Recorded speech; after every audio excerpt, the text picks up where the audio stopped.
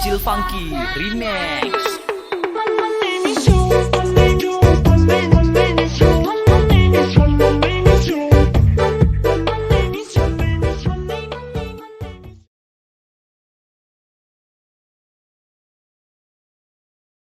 Assalamualaikum warahmatullahi wabarakatuh. Kami dari kelompok 1 ingin mempresentasikan ejaan bahasa Indonesia. Sebelum dimulai, izinkan kami memperkenalkan diri. Yang pertama, Dea Setiawan Muadib sebagai presentator pertama, Ahmad Andriansyah sebagai presentator kedua, Izzadin Nur Muhammad Zamzami sebagai presentator ketiga, dan Sofi Wildan Rizkullah sebagai presentator keempat. Kepada yang bertugas, saya persilahkan. A few moments later. Mengenalkan diri, nama saya Jaya Setiawan Muadib, NIM 211040092. Di sini saya akan menjelaskan materi tentang jenis huruf. Jenis huruf itu sendiri di bahasa Indonesia dibagi menjadi 8, yaitu yang pertama ada huruf abjad, huruf vokal, huruf konsonan, huruf diftong, huruf konsonan gabungan, huruf kapital, huruf miring, dan yang terakhir ada huruf tebal. Baik, yang pertama di sini saya akan menjelaskan tentang huruf abjad. Apa sih huruf abjad itu? Pengertian dari huruf abjad itu sendiri adalah aksara yang tersusun berdasarkan urutan yang lazim dalam suatu bahasa. Contoh dari huruf abjad yang seperti kita ketahui dalam bahasa Indonesia yaitu ada dari huruf A sampai huruf Z. Kemudian yang kedua ada huruf vokal. Pengertian dari huruf vokal itu yaitu disebut sebagai huruf hidup, merupakan jenis huruf yang bunyinya diakibatkan oleh adanya udara yang keluar dari paru-paru kita. Contoh dari huruf vokal yang seperti kita ketahui ada 5, yaitu A, I, U, E, dan O. Kemudian yang ketiga ada huruf konsonan atau huruf mati. Huruf konsonan itu disebut juga huruf mati karena huruf yang bunyinya berada pada tepi suku kata. Contohnya dari huruf konsonan adalah selain dari huruf vokal yang saya sebutkan sebelumnya. Jadi selain huruf A, I, U, E, dan juga O itu termasuk dari huruf konsonan atau huruf mati. Kemudian yang keempat ada huruf diftong. Huruf diftong ini termasuk huruf vokal rangkap. Jadi jenis huruf yang memiliki bunyi vokal rangkap yang masih berbentuk termasuk satu suku kata. Dalam bahasa Indonesia, huruf diftong terdiri dari ai, au, dan oi. Kemudian yang kelima ada huruf konsonan rangkap. Huruf konsonan rangkap itu sendiri adalah gabungan dari dua huruf konsonan yang terbentuk dari satu suku kata. Dalam bahasa Indonesia, contohnya yaitu ada 3, ada KH, NG, dan NJ. Baik, yang keenam ada huruf kapital. Huruf kapital adalah suatu tata tulis yang merupakan bagian dari susunan abjad yang ditulis menggunakan jenis huruf besar. Penggunaan huruf kapital biasanya digunakan pada suatu awal kalimat atau dalam penulisan nama, lokasi, judul, dan lain sebagainya. Yang ketujuh ada huruf miring. Penulisannya dimiringkan. Jadi penggunaan huruf miring ini biasanya digunakan pada kutipan atau sebagai penjelas untuk menuliskan kata-kata bahasa asing ketika kita membuat makalah atau karya ilmiah. Kemudian yang terakhir ada huruf tebal. Huruf tebal ini adalah jenis huruf yang sengaja dicetak tebal sebagai penekanan makna. Jadi ketika kita membuat artikel atau sebuah makalah, ketika ada makna yang kurang jelas, kita beri huruf tebal agar penjelasan makna ini semakin jelas agar mudah dipahami.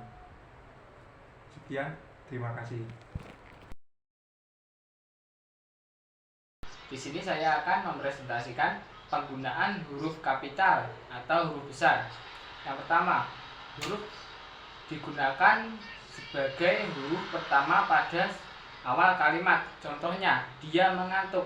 D-nya itu besar. Yang kedua, huruf kapital sebagai huruf pertama ketika langsung. Misalnya, adik bertanya, kapan kita pulang? Pada kata kapan itu besar.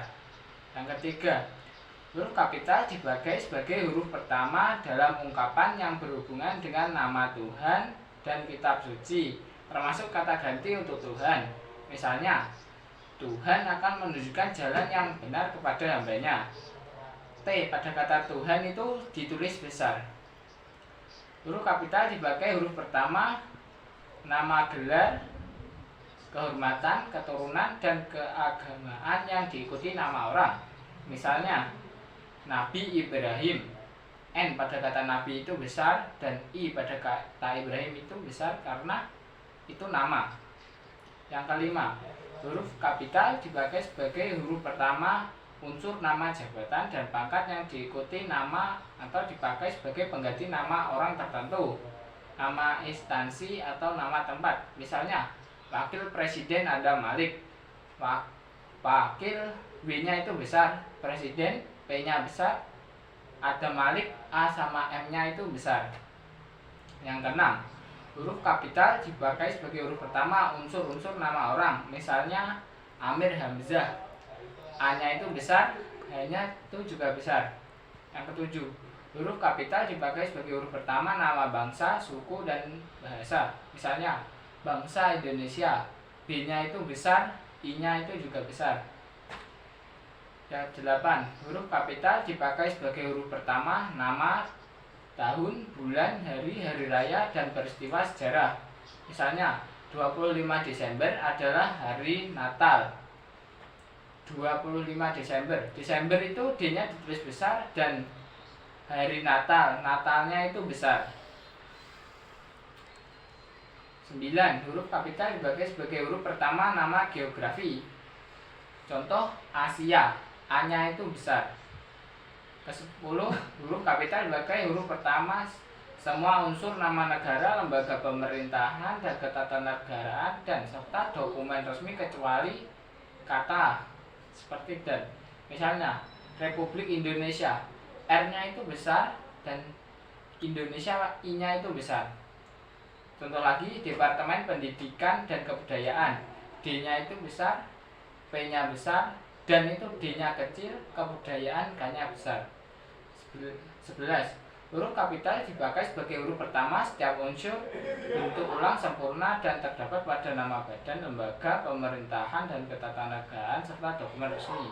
Misal, Perserikatan Bangsa-Bangsa, P-nya besar, bangsa, B-nya besar, bangsa, B-nya besar. Ke-13. Huruf kapital sebagai huruf pertama unsur singkatan nama gelar, pangkat, dan sapaan. Contoh DR Izadin, D-nya itu besar karena itu melambangkan dokter. 14. Huruf kapital dipakai sebagai huruf pertama kata petunjuk hubungan kerabat seperti bapak, ibu, saudara, kakak, adik, paman yang dipakai dalam penyapaan atau pengacuan. Misal, kapan bapak berangkat? K-nya itu besar karena awal petikan, B-nya bapak itu karena kata ganti, berangkat kecil, B-nya tanya harto, tanya kecil, H-nya besar karena nama orang. Selanjutnya, huruf kapital dipakai sebagai huruf pertama kata ganti Anda. Contohnya, sudahkah Anda tahu apakah materi yang saya sampaikan? Ya, mungkin itu dari saya. Kalau ada kurang lebihnya mohon maaf. Terima kasih. Boyok nawi. Petang menit mas. Ayo penutup. Kalian tidak tutup ya? Cari mau cuci paten nih sih. Jadi tak nama dia. Baik, terima kasih. Di sini saya akan menjelaskan tentang penggunaan huruf miring.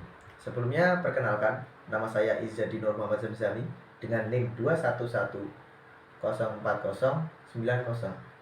Di sini saya akan menjelaskan tentang penggunaan huruf miring. Yang pertama, huruf miring dalam cetakan dipakai untuk menuliskan nama buku, majalah, dan surat kabar yang dikutip dalam tulisan. Jadi penggunaan huruf miring di sini digunakan untuk menuliskan judul buku, nama majalah, dan nama surat kabar yang ada dalam sebuah kalimat. Nah, hal ini juga berlaku dalam penulisan daftar pustaka. Contohnya seperti ini. Majalah Bahasa dan Sastra diterbitkan oleh Pusat Bahasa. Saya ulangi sekali lagi. Majalah Bahasa dan Sastra diterbitkan oleh Pusat Bahasa. Yang digaris miringi adalah, ya, betul sekali, Bahasa dan Sastra. Karena Bahasa dan Sastra di sini menuliskan nama buku. Yang selanjutnya apa? Ada satu contoh lagi, yaitu saya belum pernah membaca buku Nega Kertagama karangan Prapanca. Saya ulang, saya belum pernah membaca buku Nega Kertagama karangan Prapanca. Yang digarisbawahi adalah Negara Kertagama, karena Negara Kertagama adalah nama buku. Baik, untuk yang aturan selanjutnya, huruf miring dalam cetakan dipakai untuk menegaskan atau mengkhususkan huruf, bagian, atau kelompok kata.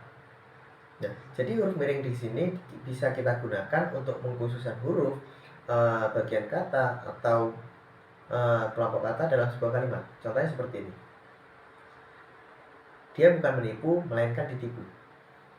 Nah, di sini yang digarisbawahi adalah menipu dan ditipu. Karena menipu dan ditipu merupakan kelompok kata. Yang selanjutnya yaitu huruf pertama kata abad adalah A. Di sini yang digarisbawahi adalah huruf A, karena huruf A di sini adalah menegaskan atau mengkhususkan huruf. Untuk yang selanjutnya, aturan dari huruf miring, yaitu huruf miring dalam cetakan dipakai untuk menuliskan kata atau ungkapan. Nah, jadi semisal ada yang bukan bahasa Indonesia, nah itu harus dimiringkan.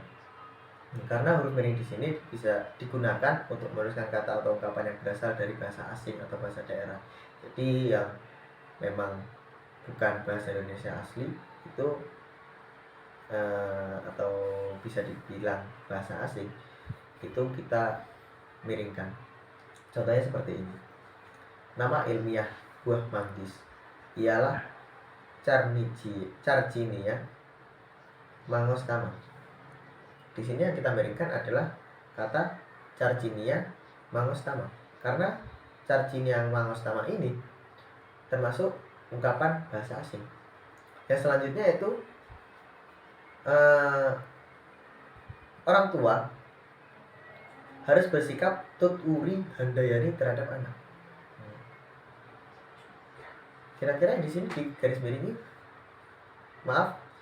kira-kira di sini yang dimiringkan katanya yang mana? Ya betul, 1 juta rupiah.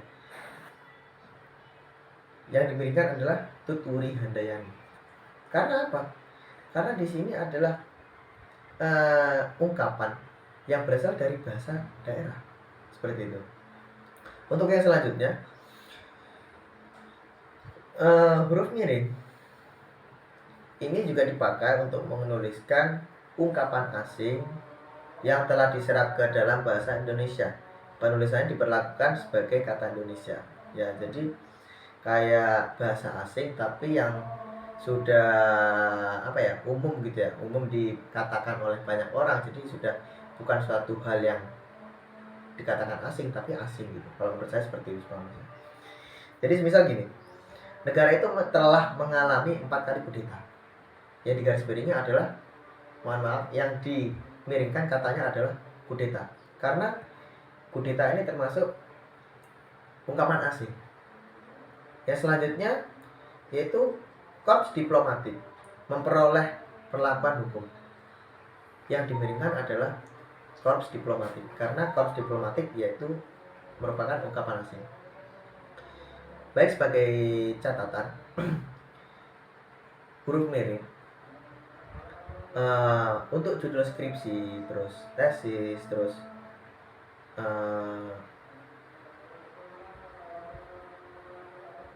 suatu karya ilmiah yang diterbitkan itu tidak ditulis dengan huruf miring, akan tetapi diapit dengan tanda ketik untuk judul skripsi, tesis, dan